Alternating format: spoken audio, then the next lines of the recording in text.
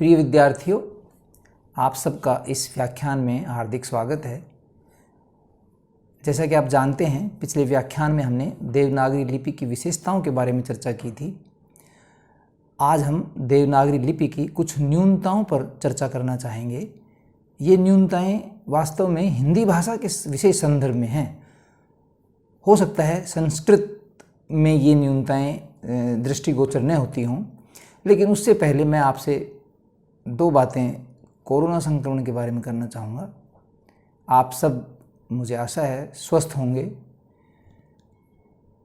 और अपना जो दायित्व है, एक सामाजिक जो दायित्व है एक विद्यार्थी का, एक युवा का, वो आप अवश्य निभा रहे होंगे। भीड़ में नहीं जा रहे होंगे, जब भी ज़रूरी हो रहा होगा जा रहे होंगे तो मास्क लगाकर जा रहे होंगे, हाथ और मुंह को लगातार साफ कर रहे होंगे। कोई लक्षण नज़र आने पर आप ज़रूर अपने घर में आइसोलेट हो रहे होंगे या डॉक्टर की सलाह से हॉस्पिटल आदि में भर्ती होने की ज़रूरत हो तो वहाँ भर्ती हो रहे होंगे। इसके अलावा, ये तो आपके व्यक्तिगत मामले हुए, इसके अलावा कोई पीड़ित यदि आपकी लोकेलिटी में है तो उसकी सहायता जो जैसी भी आपसे बन पड़े, सावधानीपूर्वक अपने आप को बचाते हुए, वो भी दायित्व आप पूरा कर रहे होंगे। युवाओं का बड़ा दायित्व है ये, क्योंकि इस समय युवा ही ऐसे हैं जो किसी के लिए देवदूत बनकर पहुंचते हैं। तो वो जो सहायता है, चाहे वो राशन की हो, खाद्य सामग्री की हो, हॉस्पिटल तक पहुंचाना हो या अन्य कोई उपकरण जिसकी ज़रूरत हो, जैसा भी आपसे बन पड़े वो आप कर रहे होंगे, ऐसी मुझे आशा है। तो ये बिल्कुल मत भूलिएगा कि आप दूरी से बात कीजिए, मास्क के साथ रहिए, भीड़ में न जाइए और लगातार अपने हाथ और मुंह को, घर में हैं तो साबुन साफ़ कीजिए, बाहर हैं तो अपना सैनिटाइज़र रखिए और उसे साफ़ करते रहिए। इस बात को आप बिल्कुल न भूलना। यह दौर बड़ा भयानक दौर है। मैं इसको यूँ ही नहीं कह रहा, इसकी पीड़ा मैंने स्वयं झेली है और आपने समाचार पत्रों के माध्यम से ये सब आप देख रहे होंगे। और एक बात मैं और कहना चाहूँगा कि डरने की कोई बात नहीं है। भय है हमारा, वो बड़ा खतरनाक हो रहा है। हर आदमी में एक भय ऐसा व्याप्त है कि पता नहीं कोरोना संक्रमण हो गया तो क्या हो जाएगा, सांस बंद हो जाएगा, ऑक्सीजन नहीं मिलेगी, बेड नहीं मिलेगा और हम तड़प तड़प कर मर जाएंगे। क्योंकि कुछ घटनाएं ऐसी सामने आ रही हैं ना, उसे एक डर लगना स्वाभाविक भी है। तो इस पैनिक को न आने दें, ये मेरी आपसे बड़ी वो है, क्योंकि पैनिक का इसमें कोई कारण ही नहीं है।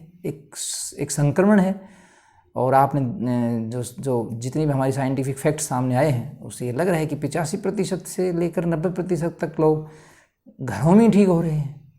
गांव में तो जांच भी नहीं करवाते और वैसे ही दवाई लेकर ठीक हो रहे हैं, लेकिन वो गलत है। मैं उसको कोई सही नहीं मानता, क्योंकि उससे संक्रमण और अधिक फैलता है। जब आप जांच नहीं कराएंगे तो आप अपने आप को कोरोना मुक्त मानेंगे और आप फ्री होकर घूमेंगे तो वो संक्रमण दूसरों को फैलाएंगे। गाँव में फैलने का यही सबसे बड़ा कारण है। इसलिए अपनी जांच करवा लें और जो है उसको आइसोलेट करें, डॉक्टर की ज़रूर सलाह लेते रहें और अपनी जो सेवियर की जो भूमिका है, बचाने वाली जो भूमिका है, उसमें भी आप लगातार सहयोग करते रहें।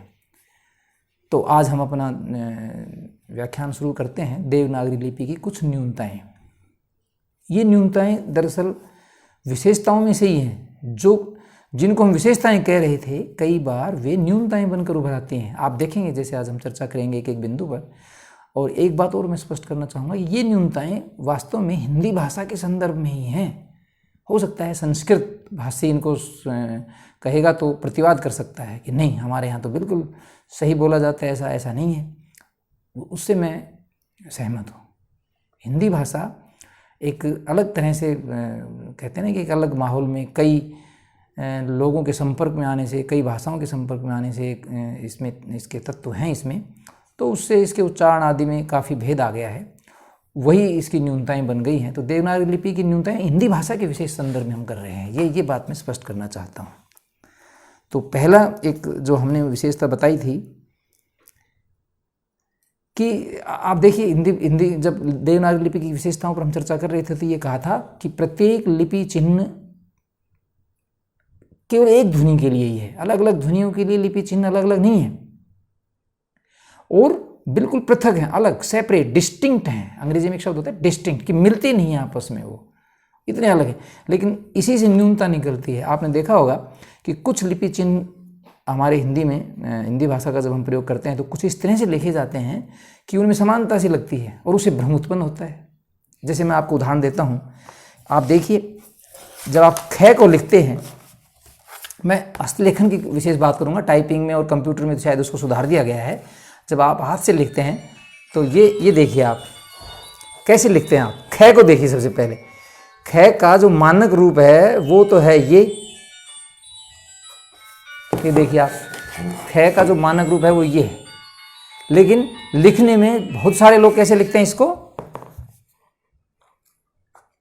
रे, और ये देखिए आप। अब आप देखिए, पहले वाले रूप को देखिए और इस दूसरे रूप को देखिए। पहले वाला रूप को हमने जो रे जैसा दिखता है ध्वनि, उसको हमने मिला दिया है खड़ी पाई से, और दूसरे में रे अलग लगता है और खड़ी पाई वाला अलग लगता है, और जो बीच में लूप है वो वे लगता है। तो दूसरे को हम क्या बोलेंगे, क्या बोल सकते हैं, रव।